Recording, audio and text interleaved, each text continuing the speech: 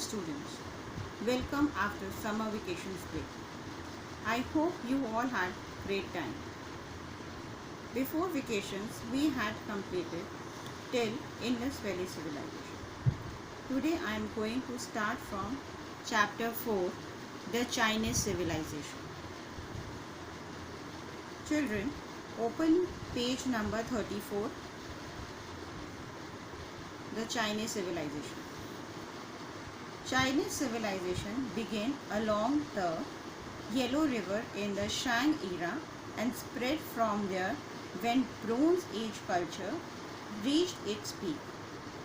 Then traditional Chinese philosophies developed the feudal Zhou era as Chinese expanded in territory and population. Now come to get set. This is the get set, page number 34.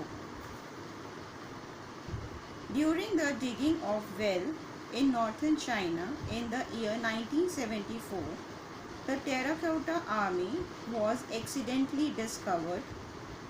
Archaeologists have found life-size terracotta statues of warriors. These are in hundreds. The remarkable feature of these statues are that no two soldiers have the same facial expressions. That means the expressions of all the statues are different. It is believed that this army of statues was created to guard the tomb of the first king of China. His name was Qin Shi Huang. Human-like statues of dancers and acrobats have also been found during the recent excavations. Children, you can see the picture of terracotta army on page number 34 in the get set box. Now you can see in this picture terracotta army. Clear? Now come to the first paragraph, students. A civilization came into existence in China around 1800 BCE. This civilization settled along the river Huanghe. This river was used to cultivate crops. Huanghe is also known as Sorrow of China. This is very important line. You please underline this word, Sorrow of China. And please make sure that you have to underline keywords.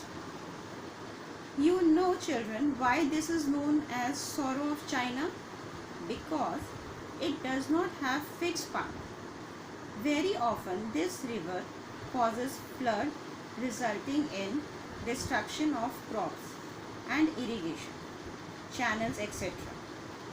In spite of this, the Chinese civilization depend on the river. Children, now come to the next paragraph. The Shang dynasty. Ancient China was ruled by different dynasties. A dynasty means a set of rulers where the throne was handed over from a father to his son. In China, the important dynasty was the Shang dynasty, which ruled over a large part of the country under one king. The other famous dynasty was the Zhou dynasty. This dynasty ruled after the Shang dynasty. This dynasty for a long time it ruled till the 3rd century BCE. After the Zhou dynasty, many more dynasties followed. Each dynasty contributed to the growth of the Chinese civilization. Children, now come to the topic society. In Chinese civilization, society was made up of 4 social classes like the other civilization. The king had the highest position in the society. The king was held by various people who were considered to the nobles. These nobles came after the queen. The next position was held by traders, artisans, and farmers.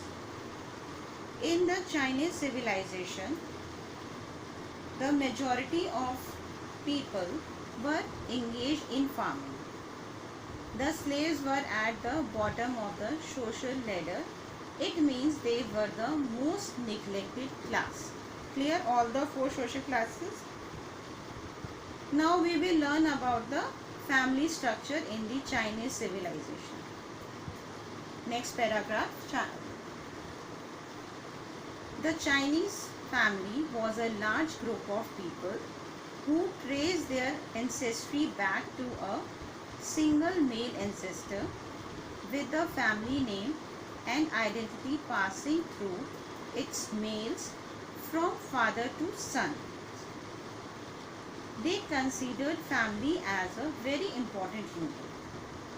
Chinese people lived in a small groups.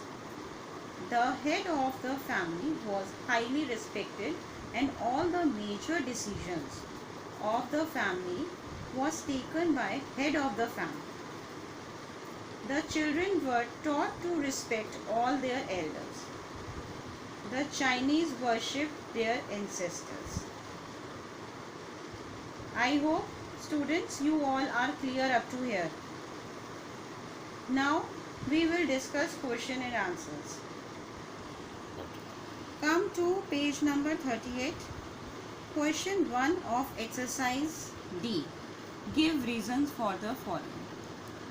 The first question is, River Huanghe is called the sorrow of China. Give reason means why River Huanghe is called the sorrow of China. This is the question. You can find this answer on page number 34, first paragraph of this chapter. In this paragraph, sorrow of China, because it often changed its course after floods destroying crops and irrigation canals. You can find the answer in this paragraph. I hope you all are clear. Now come to the next question. One more question, page number 38, question 1 of exercise E. First question is, write about the society in ancient China. Write about the society in ancient China. You can find this answer on page number 35 under the topic of society. The four social classes. Clear? The four social classes in the first paragraph under the topic of society. So students, today we will study up to here only. In next class we will proceed further. Thank you so much students.